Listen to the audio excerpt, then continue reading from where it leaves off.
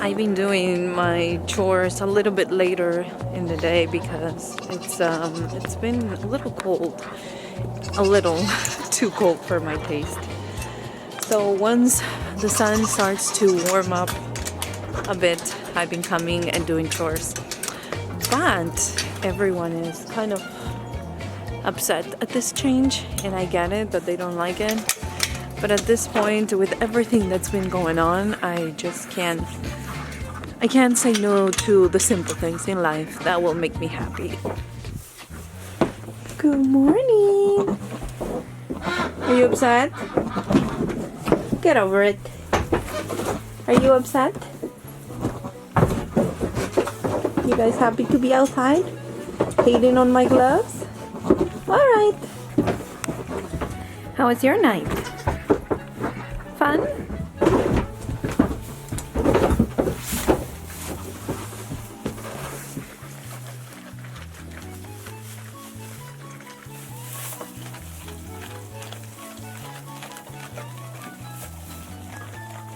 You're so cute. You, Mocha.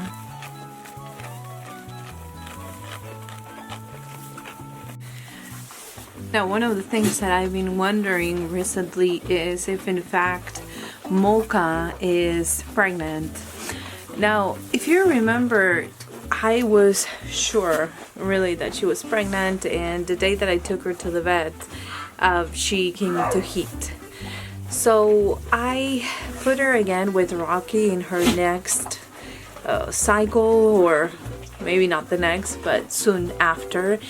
And since then, she should have come back into heat at the beginning of January, I think. And right now, I don't even know what day is today, but I'm sure it's 20 something. She should have come back into heat for the second time after she, that first initial cycle where I bred her to Rocky. So I'm trying to be good at identifying any signs of heat. But if there's one thing about goats being loud when they're in heat, is that it's pretty hard to miss. Like, I will be able to tell immediately if Annabelle didn't take the last time I bred her to Rocky about 10 days ago. I guess today is the 27th. And so it's kind of a pain to have to go through the non-stop screaming for 2 to 3 days. But at the same time, it's one of the best solutions really if you want to keep an eye on your does and make sure that they're bred without having to do a blood test or something to actually be sure that they are, which is something that I'll probably do anyways. But right now I've been trying to identify those signs by myself. Hi, Gaia. Now that's better, huh? I've also been trying, they hate these gloves. I've also been trying to identify and see if any of the little girls may come into heat, just so I know what it's gonna look like for them. Look at this girlies. You're so cute. Yeah? You wanna eat my camera? That's not very nice. That's not very nice, Brie Brie. Oh, cute, Brie Brie. I scratches for Brie Brie. Oh. Yeah, Brie Brie. Cute. So I guess we're gonna see with Mocha what happens. If she is really pregnant, which I am thinking she is. And I might confirm with a blood test, but there's so much stuff going on right now with us and our family and things that it's not number one priority. So just watching for signs and trying to see what I can see. Mocha is trying to wean the girls. She's running away from them.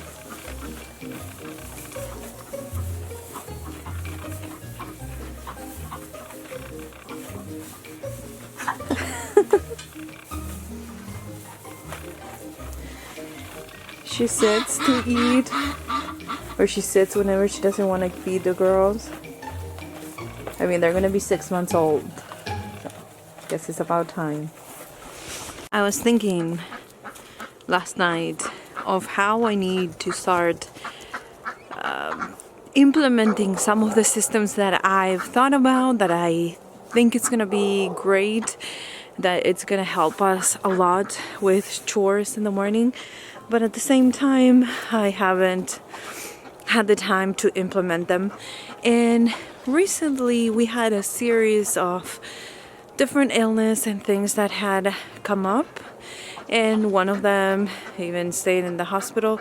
And that's when I realized that having system is not only nice for you, so things will flow in a way every morning and every night when you have to do chores, but it's also something that will help you leave things for somebody else to do it and be so easy that really you don't have to worry about giving this extra work or having the specific lists that as of right now I have to have, because I really don't have the perfect systems to do everything.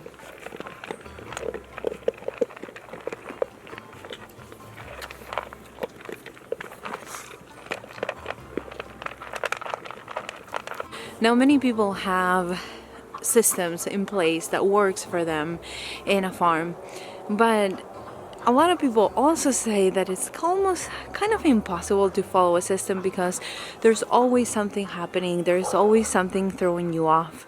But at the same time, I feel like if you are prepared with the basic things, like a system with feed, a system with the water, a system with all the simple things, it just makes it that much easier to take care of things that happen unexpectedly. I guess what I've been trying to say throughout this video is that life keeps going. As I mentioned, we went all through the virus and we got over it, I would say, pretty quick. But on top of that, my husband then started feeling sick and he had appendicitis. So it's been not a couple of weeks of illness, it's been a longer time that we've been going with this thing, that there's always somebody that is not feeling well, that there's always somebody that needs to go to the doctor, or there's somebody that needs to do something for their health, or, you know, stay inside, isolate, or whatever the case may be. So because of that reason, I started thinking about how, you know, you may be able to stop your life, stop going to work, stop doing the things that you typically do every single day. But that doesn't mean that everyone else's life is going to stop. People are going to have to go to work, people are going to have to do their own things. And because of that, you know, your farm, your animals, your garden, whatever it is that you are doing, they are still going to need you. And if you don't really plan things in a way that other people can take care of those things while you're sick or while you're away, or, you know, and it doesn't even have to be that you're sick or something, but if you have to leave your farm, if you have to leave your homestead for a few days because you have a family emergency, you have something somewhere where you have to be, it kind of opened my eyes, all this thing that, you know, we need to make sure that things work in a way that is very simple, that is very easy, and that anyone can do it in case that we are not here to do it. Sometimes for people that, well, I'm gonna say it like this, for people that don't have farms and watch these videos, sometimes watching a 10-minute video where you're just feeding your animals, the sun is shining, you know, the animals are outside enjoying the sunshine, and you know, sometimes that's not the reality of things. You know, waking up early in the morning to milk, if you're doing that in the winter, it's not a fun thing to do if you don't enjoy being cold.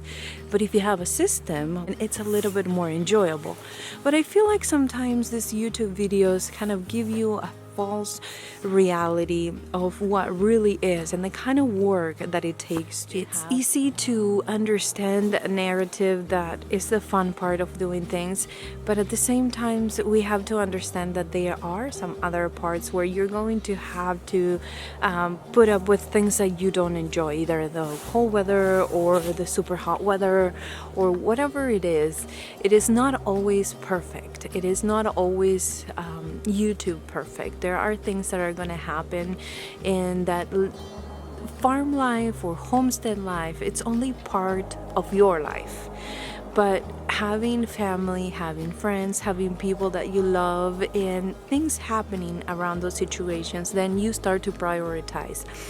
And making sure that if your goats have to kid by themselves, that they have everything they need, that they're healthy enough, that they had their minerals, that they had everything.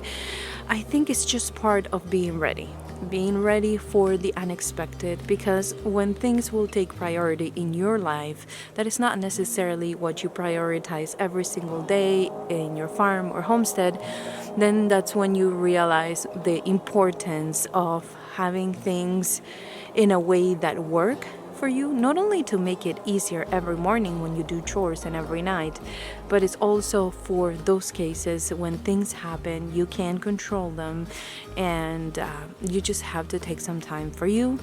And farm life, homestead life, it never stops. Thank you so much for being with me today. I wanted to do this short video. I missed a couple of days of upload this week, and honestly it's been one thing after the next with this crazy health that we've had as a family for the last couple of weeks.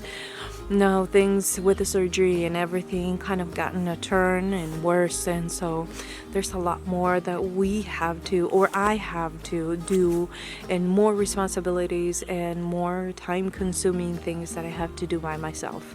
So anyways, thank you so much for joining me today. I hope that I gave you something to think about. And if you have a farm, you probably already know what I'm telling you, but if you don't, and you enjoy this kind of content and you watch different videos about farming, I hope that it gave you a better idea of some of the things that are maybe not shared. Like, people try not to share things on Facebook when they're sad or when they're depressed, and I feel like that's the same thing with YouTube. You know, you just only highlight the things that you enjoy, that you want to share with people. But I think it's as important to share when things don't work out, when you have to readjust, and when you have to rethink some of your options and your decisions. So if you're new around here, I would truly appreciate if you subscribe, hit the like button, and leave a comment down below. I love to give you the welcome. If you've been here for a while, I always enjoy reading your messages, so thank you so much for leaving them, and I'll talk to you guys next time. Bye guys.